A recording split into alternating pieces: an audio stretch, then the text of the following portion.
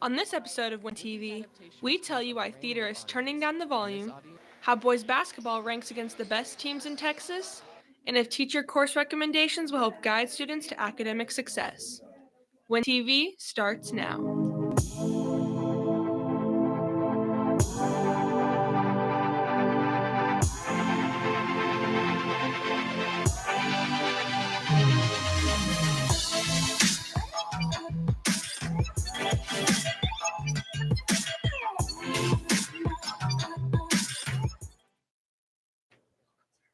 Good afternoon, Wakeland. I'm Madison Burke. And I'm Tyler Teschner. Last weekend was the opening of Wakeland Theater's Once Upon a Mattress. This weekend, theater goers will get a completely different experience. Garrett Bohannon has more on what goes on to make the sensory show happen.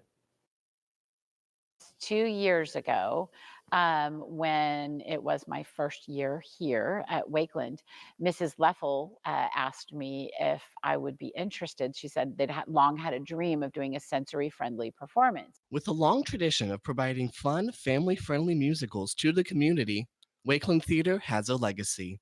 Theater for all. We found a group called the Broadway Autism Initiative, and we got recommendations from them on how to adapt a show. We talked with Isabella Campbell to find out how exactly a show is adapted. So specifically with mics, we will change usually how loud they go, and because we're trying to make this as less intense as at the least kind of intensity as possible, it's super important for us to also dim down the intensity on the lights.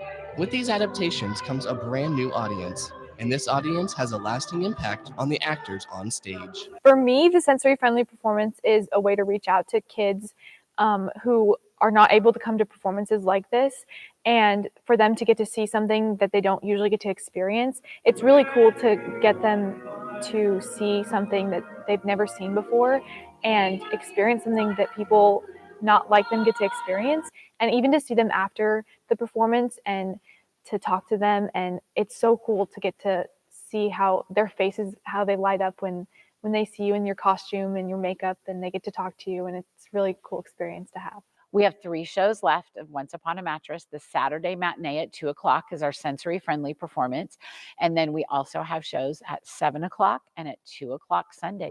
Tickets for Once Upon a Mattress can be purchased at wakelandtheater.com/tickets. I'm Garrett Bohannon for Win TV.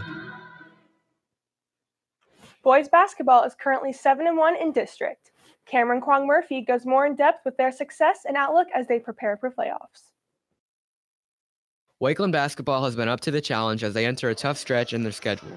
But what makes these hard-earned victories so crucial for the team's success and potential playoff run? The stretch of games we're in now in district, we're just playing against teams that are ranked in the state of Texas. And when you're playing against good teams, nothing comes easy. It's hard to score points. So it's mentally being able to be consistent and stay locked in the entire time. We started off 5-0, took a tough loss to Liberty. But after a loss, it's just really about how you bounce back. What we do from here on out is really just what defines us as a team. This week we play Reedy tomorrow and Independence Friday. Reedy's a really good team. They're pretty deep, and Independence is they're ranked in state. I think they're 25th right now. They've been doing really good all season, so I think that'll be a tough game too. But I think we can definitely beat them. I think what makes us a little bit unique is that for a basketball team, we have the ability to score in a lot of different ways. Our players fit together well, like pieces of a puzzle, where we kind of help each other and make each other better and are a better unit because of the individual parts that we have and how well we play together. Make sure to fill up the stands to watch our basketball team prepare for the postseason. I'm Cameron Kwong Murphy for Win TV. Next week, counselors are coming into your English classes to get you thinking about your schedule for next year. Andrew Gross reports on the extra bit of advice that teachers are providing for their students.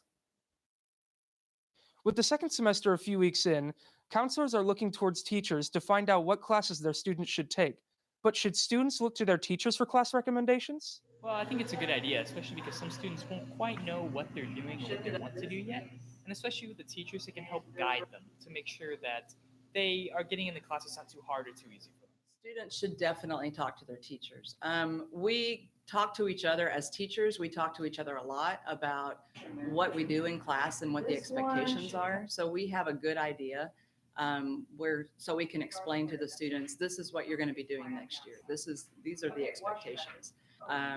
Even better might be talking to the teacher who's teaching that class. They should talk to the teachers because the teachers just know a lot more than you do. Most can agree that it is beneficial to talk to your teacher, especially when everyone has a different opinion on what an AP student is. I think that teachers should look for how much effort they are putting into class and how hardworking they are. I always think about how they're doing in the class. I look at their grade, but more importantly, I think it's about their work ethic. Specifically for math, a lot of our pre-AP classes don't use calculators for everything. So I think about, how much are they relying on the calculator? How much time do they put in after school? Do they come to tutorials? I think it's more of just, do they have a good grade? It's more about what kind of student they are. In the end, both teachers and students want the best for the upcoming school year. I'm Andrew Gross for Win TV. This week's recipient of Wolverine of the Week definitely demands attention. Here is Ben Schneider.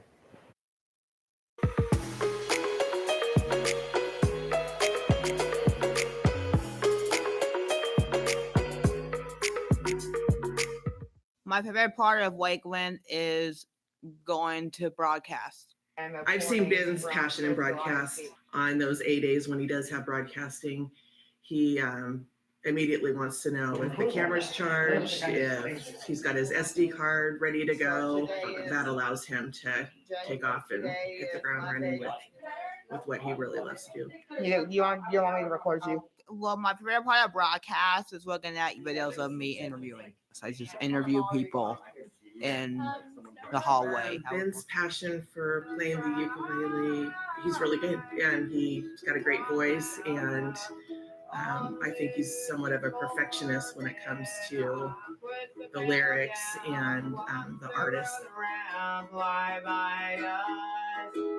And he's very friendly and kind. What's your favorite character from Sesame Street that you like? He has the ability to include everybody.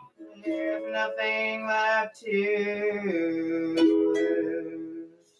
Yay, Ben! I'm Ben Snyder, and I'm Wolverine of the Week. Complexity Gaming has opened its doors to all gamers wanting a free way to play their favorite competitive games. Colin Odom covers all of the information you might need about this addition to the community at the Star. Most Wakeland students enjoy playing video games in their free time. The Complexity at the Star allows for students to be able to hang out with their friends and play video games absolutely for free. So Complexity is a place that people can come up and always enjoy themselves. It's a place where esports is celebrated. Complexity is one of the oldest and still standing esports organizations in North America. The GameStop Performing Center in the Star is now one of the top places to go and watch gaming tournaments, relax, and play for free on high-end computers and equipment. So setup takes you about, 3 minutes at top. You say, hey, I want an account. Boom, it takes us 2 seconds to get a name set up. Then about 3 minutes to fill out a quick form, and then you're sitting there playing some of your favorite games. The games on the computers feature Apex Legends, Fortnite, Rocket League, and many more. All of the computers have high-end specs and show the true abilities of the MSI equipment. And if you don't feel like gaming, you can always watch the Dallas Complexity team play on the big screen as they game in the other room. So if it's something that you're interested in, please feel free to come by. We're open 7 days a week. You can come by, hang out, and say hey. On your way out, you can also grab some Complexity gaming clothing and gaming equipment to make your home setup even better. This has been Colin Odom reporting for Win TV. People are always trying to discover new ways to be healthier, with one being juice cleanses. Sky Ford sat down with nutritionists and juice experts on the health benefits and risks of a liquid diet. As the new year begins and more people are striving to lose weight, juice cleanses have become more popular than ever. The benefits of these juices have been highly discussed. A lot of times when you hear juice cleanse, there's this assumption that you have all these health benefits. In reality, our bodies are doing a lot of the detoxing on their own. A lot of people come in, they're like, oh, juice cleansing. I don't know, like if I can survive just drinking juices for the next 3 days or 5 days. And then I sit them down and let them know, like, hey, you're getting all the nutrients you can possibly need. And on average, in 3 days, people lose about 4.2 pounds of weight. But they also, come back and they talk about like how their life has changed, as in like, how the eating habits have changed. What you lose initially is water weight. And so the second you start eating normal foods again, it comes back. Having juice as your only thing for days at a time, you could get tired, you could feel irritable. I would say the biggest myth is that they cannot do it just because they think that since they're not going to be eating anything, that they're going to be hungry for the whole time. You know, it can be a part of a balanced diet. Where juice cleanses get dangerous is that it's 3 to 5 days at a time of only liquids. And While still fairly new, juice cleanses have definitely racked up quite the debate on their nutritional benefits.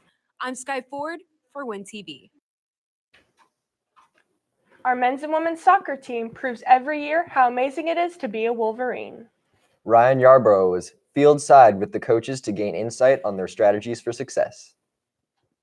Soccer's preseason has come to an end with district starting last Monday. So what is the coach's new game plan for the new season?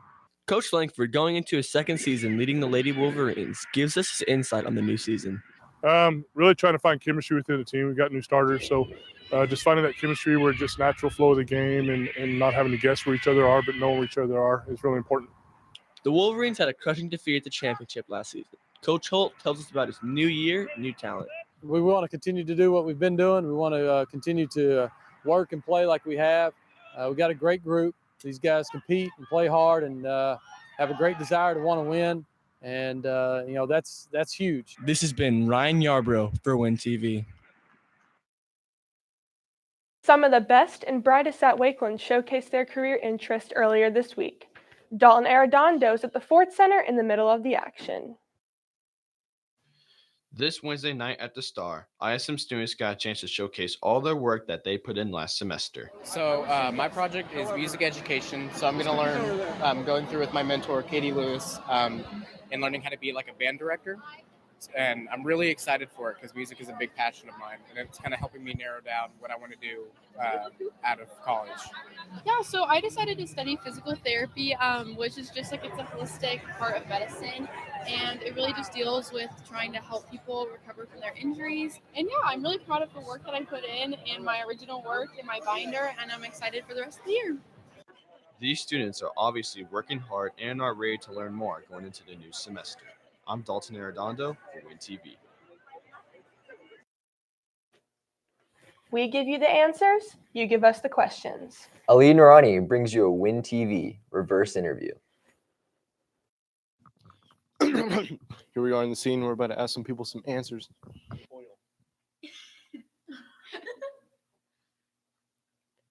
What is Texas?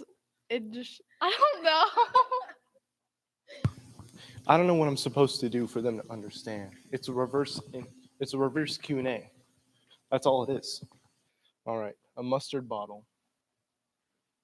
What is the best condiment for a corn dog?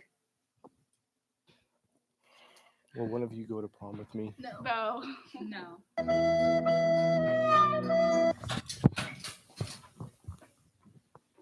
Shaquille O'Neal is bald. Oh gosh. Okay. Oh no. Why do I think Shaq is hot? Oh look, there's people outside. Whales. What? Caution. Fire. Beatboxing raps going on. Shaquille O'Neal is bald.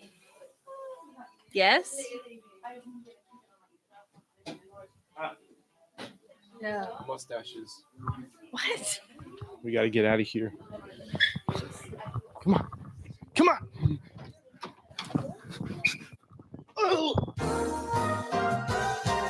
Oh my gosh, you're here to harass me again? I'm Madison Burke. And I'm Tyler Teschner, and that's all for this week's episode of Win TV. Stay forever orange and blue, and have a great weekend, Wolverines.